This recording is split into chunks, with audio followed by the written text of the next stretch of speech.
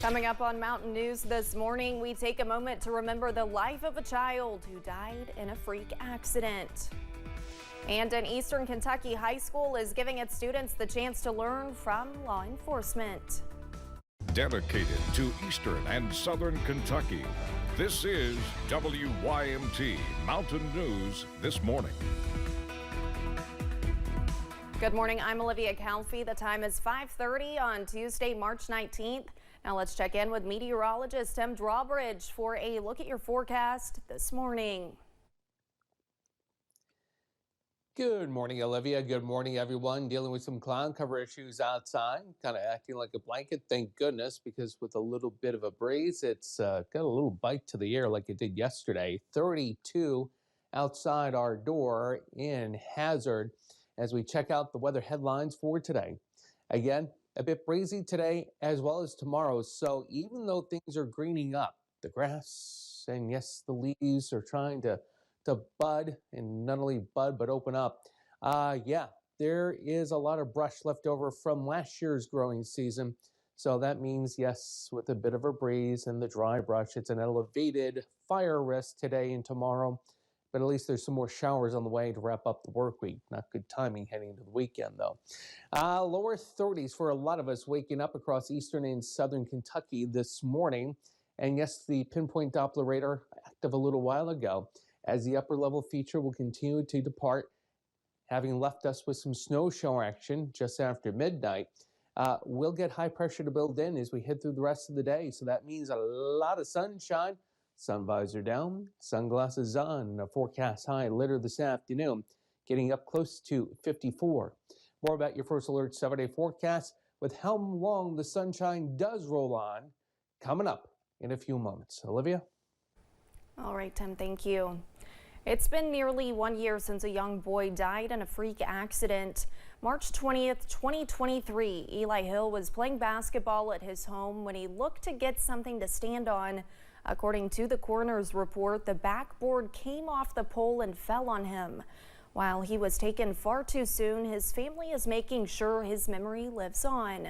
As Julia Sandor shows us, they will be celebrating his life this week. We always knew that he was special. He was different. He really was built different. Eli Hill enjoyed the little things in life, like a bag of popcorn or playing baseball with his friends. He has lots of things that have been made in his honor, and every time something new comes along that Eli is honored in, it's like just for a second I want to text him and say, "You're not going to believe this." His mom, Ashley Hill, says there aren't enough words to encapsulate the type of person Eli was. And so when I see or hear about things he's done, or people share things with me, it makes me just so proud, obviously. And you know, I would like to take credit for how wonderful he was, but that was just the way he was made. That was the way he was built. Wednesday marks 1 year since the accident where Eli lost his life. While it hasn't been easy, they know Eli would want to be celebrated. And what better way to celebrate than with his favorite snack? So we're asking people to eat popcorn that day, and if they will take a picture, maybe it's you enjoying it by yourself or with a friend or family. We would love to see it posted on social media with the hashtag popcorn for Eli, because I think that it would be great for us to just see how many people it reaches and give us a little bit of comfort on that day besides just dwelling on what happened. Through stories and pictures, they're keeping his memory alive, bringing their community together to honor the 8-year-old with a heart of gold. We just want to keep his name out there because I do believe that grieving parents are terrified that somebody will forget their child. And so we don't want to let that happen. In Corbin, Julia Sandor, WKYT.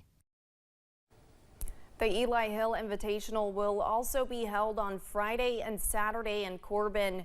You can find more information about the baseball tournament on the Eli Hills Foundation page, Facebook page. And we have a developing story out of Wayne County, Kentucky. A standoff ended last night after a deputy was shot in the line of duty. Officials tell us that yesterday afternoon, a man barricaded himself inside a home on Carter Dock Road off Clark Road and Kentucky 1009. According to police, a deputy was serving papers when he was shot in the chest. We are told the deputy's injuries are non-life-threatening. The deputy was airlifted to the University of Tennessee Hospital as a precaution. Late Monday night, officials confirmed the scene was cleared but did not detail how this was done. KSP says more answers will be coming later today. We will update this story as we learn more on WYMT.com and on the WYMT News app. A Johnson County woman is dead after her SUV went off the road and into a river. Troopers at KSP Post 9 were notified about a missing person Sunday afternoon. An investigation was launched after family members became concerned when they realized 52-year-old Vanessa Crum of Van Leer did not report to work. Crum's SUV went off the road and over an embankment into the Leviza Fork River. She was pronounced dead by the Pike County Coroner's Office. In Laurel County, a London man is behind bars after police say he assaulted an officer. It happened last Friday when officers tried to pull over 34-year-old Christopher Philpott. Officers began chasing Philpott after he got away from them, turning into a field before leaving his vehicle. Philpott ended up getting into an altercation, reportedly grabbing and striking an officer multiple times. Philpott was taken to the Laurel County Correctional Center. An Ohio man is behind bars after police say they found him hiding under a camper in Pike County. The situation happened Sunday when KSP troopers asked 38-year-old Thomas Jervis to pull over during a traffic checkpoint. Police say Jervis ended up taking off on them at a high rate of speed. Officers say Jervis passed several cars on a one-lane road. They later found Jervis pulling into a driveway and running behind a home. Jervis was taken to the Pike County Detention Center. One of the high-profile bills in Frankfort this legislative session is inching its way closer to the governor's desk. House Bill 5 is a wide-sweeping crime bill, also known as the Safer Kentucky Act, and would reform criminal justice in the Commonwealth. Analysts at the Kentucky Center for Economic Policy say much of the data being cited in support of the bill is outdated. The statistics that the sponsors of the bill have been talking about are the statistics that happened during the COVID crisis. Data from the FBI shows violent crimes in Kentucky dropped by 19% from 2020 to 2022. The Commonwealth has remained below the national average as far back as 2012. In 2022, Kentucky's rate of violent crimes was 56% lower than the national rate. Breathitt County High School students have the opportunity to learn about law enforcement duties. The law enforcement class includes discussions surrounding the career and hands-on exercises. Career and technical education teacher Kenneth Spicer says they plan to make additions to the pathway. The next year, we're introducing a criminal law class, how the things you see on TV, the George Floyds and the Breonna Taylors, of how the reactions are that the community has and the legal authorities of that. Spicer says more than 100 students are taking the class right now after beginning with just 10 students. Leaders in Knott County are working to revitalize parks damaged in the July 2022 flood. WYMT's RJ Johnson explains. In the July 2022 flood, parks throughout Knott County were destroyed. Grant writer for the fiscal court, Leah Fugit, says they are working to improve them.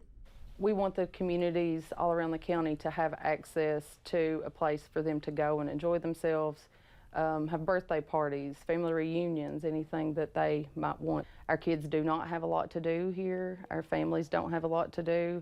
And we wanted to make sure each community has a place to go that's safe, that's clean, that's updated, and to be able to enjoy it. With help from $130,000 from the Land and Water Conservation Fund, they'll be able to add updates to 4 parks in the county. So we want these parks to be the focal point of each community. They have not been. They have been outdated. So now we have the opportunity to make this better than before. And me as a mother, myself, living in this community, it's really important to me to have a place to take my family on a Saturday afternoon and have a picnic. One goal of the fiscal court is to make improvements in our county, and this is one way that we are able to do that. Saying it is one of several things they are working on to build back better. In Knott County, RJ Johnson, WYMT Mountain News. Fugit says the parks that will receive the renovations are Ball Creek, Hindman, Jones Fork, and Kite Parks. When we return, one of the world's biggest YouTubers is getting bigger with a recent partnership with Amazon. And we wake up on a Tuesday morning to a little breeze, and the big question is, it was cool yesterday. Can we warm it back up today? We'll let you know. Your first alert 7-day forecast is coming up right after the break.